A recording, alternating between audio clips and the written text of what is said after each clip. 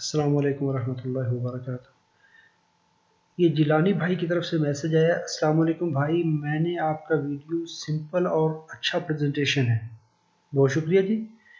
मुझे MOSFET 18N50 जो इस आर्क वेल्डिंग मशीन में 4 बर्न हुए हैं, वो कहते हैं कि 4 मॉसफेट बर्न हुए हैं, मेरे पास 18N50 हैं, क्या मैं 20N60 यूज़ कर सकता हूँ? क्योंकि इसका डाटा बेटर है और सिर्फ 4 रिप्लेस करने हैं। बताएं 4 रिप्लेस करूं या 12 रिप्लेस करूं? तो चलें इन दोनों मॉसफेट को देखते हैं, 18N50 को और 20N60 को। उसके लिए क्या करेंगे कि हम ये ऑल डाटा शीट, ये हम चले गए alldatasheet.com पे और वहाँ पर जाकर हम 18N50 इसको कर लें। तो ये हमें यहाँ पर आ गई इसकी डाटा शीट। 18 एम्पियर 500 वोल्ट की एन चैनल पावर मॉसफेट है। इसको ऐसे ओपन कर लीजिए, यूटीसी की है, ये मुख्तलिफ मैन्युफैक्चरर है, डाटा सभी को एक होगा। इसको यहाँ पर क्लिक कर लीजिए, तो क्लिक करेंगे तो आपको ये इसकी डाटा शीट यहाँ पर मिल जाती है। ये 18 एम्पियर 500 वोल्ट की एन चैनल मॉसफेट है। चलिए इसको पहले दूसरी डाटा शीट भी देख लेते हैं हम। ये मैंने डाउनलोड कर ली है और यहीं पे ही आप 20N60, ये 20N60 ये भी हम ये सेम मैन्युफैक्चरर की यूटीसी से उतार लेते हैं। बाकी और भी हैं, फेयरचाइल्ड है और बाकी है, सभी सेम हैं, सिर्फ मैन्युफैक्चरर का फ़र्क होता है। 20 volt 600 ampere, 20 volt 600 ampere N channel MOSFET है। तो हम इसी को ओपन कर लेते हैं। अभी मैंने ये डाटा शीट डाउनलोड कर दी। 18 एम्पियर 500 वोल्ट और ये एन चैनल पावर मॉसफेट है। और ये देखिए, तो बाकी इसकी सारी वो बातें बताने के बाद यहाँ पर कहता है कि ये चीज़ हमें सबसे ज़्यादा देखने वाली है। 18 एम्पियर 500 वोल्ट है, RDS ऑन। ये सबसे किसी भी स्विचिंग डिवाइस के अंदर जितने भी हम पावर स्टेज में लगाते हैं, ये सबसे बड़ा मैटर करती है।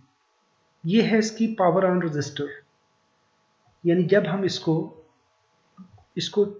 कंडक्ट करवाते हैं, गेट पे सिग्नल देते हैं, तो सोर्स से ड्रेन की तरफ जो करंट फ्लो करवाते हैं या ड्रेन से सोर्स की तरफ जो इसकी इंटरनल करंट फ्लो होती है, उस वक्त इसकी जंक्शन रेजिस्टेंस इस हद तक ड्रॉप होती है, यानी 0.265 ओहम ये होगी।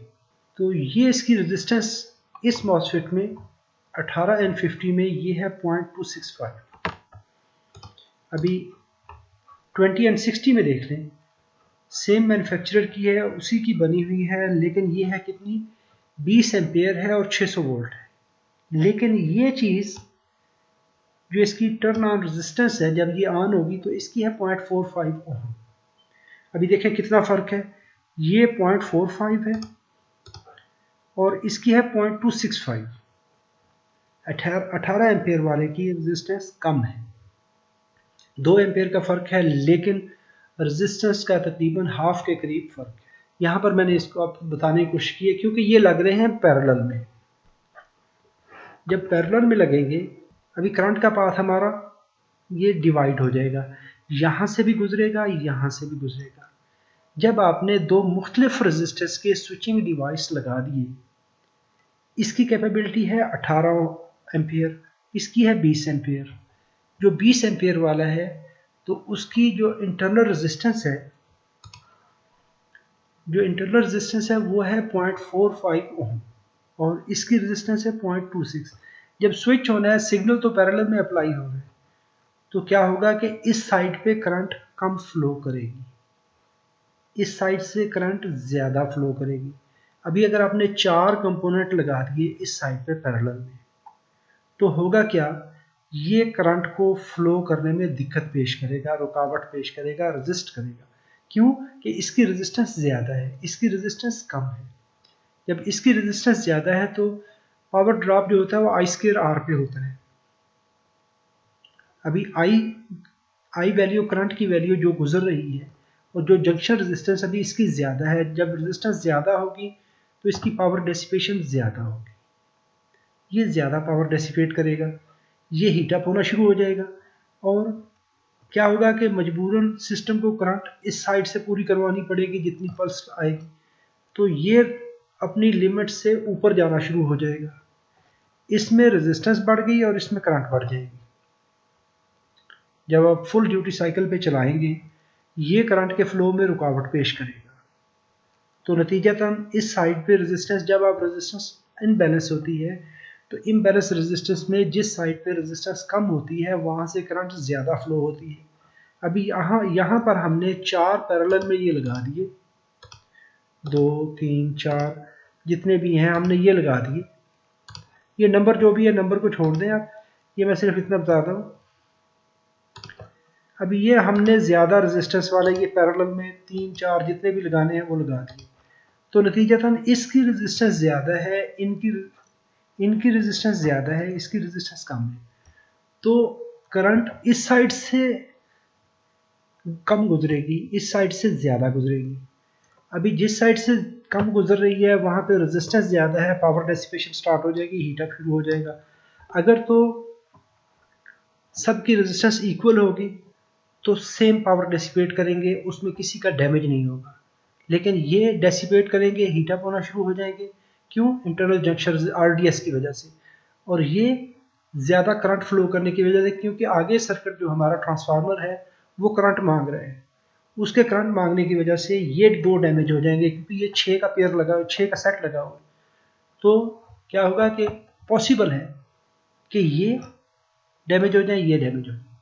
तो इसको आप एक तरीके से ये कर सकते हैं कि 6 को चेंज कर लें। जब एक साइड पे आप 6 चेंज कर लेंगे तो एक सेट बराबर हो जाएगा। तो हमेशा कोशिश करिए जब भी आप बैटरी इस्तेमाल करते हैं, जब भी इस तरह की बैटरी चेंज करते हैं, तो बैटरी के सेल की हमेशा तरीकाकार यही होता है कि अगर एक सेल ख़राब होगा तो आप कोशिश करिए कि पूरा सेट चेंज करिए। अगर यहाँ पर मॉसफेट है तो एक ही पैटर्न के लगाएं, अगर आईजीबीटी है तो एक ही नंबर का। क्यों? कि उसकी जो आरडीएस है, आपने ये वैल्यू जो निकाली है ये आप उसकी लगाएंगे। तो इस चीज़ को हमने लाजमी देखना है कि ये चीज़ आरडीएस हमने सबसे ज़्यादा केयरफुल, क्योंकि ये इसके आर्म रेजिस्टेंस है। ये हमेशा अगर आप किसी और भी मॉडल का लगाते हैं, कोई और भी लगाते हैं, फॉर एग्जांपल 40N60 लगा देते हैं, अगर 40N60 की ये रेजिस्टेंस सेम है, आरडीएस सेम है, तो आप लगा सकते हैं। अच्छा, इसके लिए आप एक और काम कर सकते हैं। आसान तरीकाकार ये है कि alltransistor.com पे जाइए और 18N50 इसको आप देख लें, इसको सर्च कर लें। सर्च करेंगे तो ये मॉसफेट आ रही है यहाँ पर, इस मॉसफेट को क्लिक कर लीजिए। इसको क्लिक किया तो यहाँ पर ये इसका डाटा आ गया। इसको डाटा देखने के बाद आप चले जाएं यहाँ पर इक्विवेलेंट में।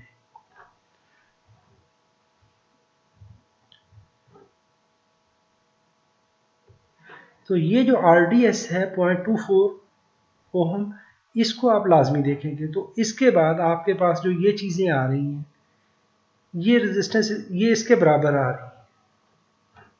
ये देखें तो इसने जो RDS मैच करवा के दी है 0.23 0.24, ये जो इसके बराबर है 24 20N50। अभी देखें 20N50, इसमें ये RDS उसके बराबर बता रहा है। तो जो 18N50 है, हमने कहा 20N60, क्योंकि ये भाई ने कहा है 20N60, तो 20N60 जब लगाएंगे तो वहां पर आपकी रेजिस्टेंस आ रही है 0.45 ओम। लेकिन अगर हम उसकी जगह पे 20N50 लगाएंगे तो इसकी रेजिस्टेंस और इसकी रेजिस्टेंस सेम है, तो उसको आप यूज़ कर सकते हैं। 18N50 और 20N50 इसको आप इकट्ठे लगा सकते हैं, ये आप सेट जोड़ के लगा सकते हैं। बाकी देखें ये है 20N50 है, तो इसकी ये रेजिस्टेंस को हमेशा मैच करवा के लगाएं। यहाँ पर है 24N60, 24N60 इसकी रेजिस्टेंस सेम है, 20N60 की रेजिस्टेंस और है, ये आप लगा सकते हैं। 24 एंड 60 लगाएंगे तो आपका मैच चलेगा, क्योंकि ये 24 एम्पियर का है, लेकिन ये करेगा क्या कि रेजिस्टेंस इसकी इक्वल हो जाएगी। यहाँ पर 22 एंड 50 है तो उसकी रेजिस्टेंस सेम है, और यहाँ पर 26 एंड 50 है, 26 एंड 50 है तो उसकी 23.23 ओम रेजिस्टेंस है, सेम है, चलेगा। तो कोशिश करिए इस तरह से। 30 एंड 60 है तो उसकी रेजिस्टेंस सेम है। तो इस तरह से आप वो नंबर लगाइए जो इक्वली उसकी आरडीएस मैच करती हो, resistance drain to source match करती हो, उसको लगाइए। तो उससे ये है कि आपका सर्किट अफेक्टेड नहीं होगा। उम्मीद करता हूँ दोस्तों ये वीडियो आपके लिए मालूमाती है। अगर मालूमाती है थंब अप कीजिए। अगर आपने मेरे चैनल को सब्सक्राइब नहीं किया तो सब्सक्राइब कर लें। अगर फ्यूचर में मेरी वीडियोस देखना हो तो जी चाहे तो बेल आइकॉन बटन प्रेस कर लीजिएगा। अपना बहुत सारा ख्याल रखिएगा। अस्सलाम वालेकुम रहमतुल्लाहि व बरकातहू।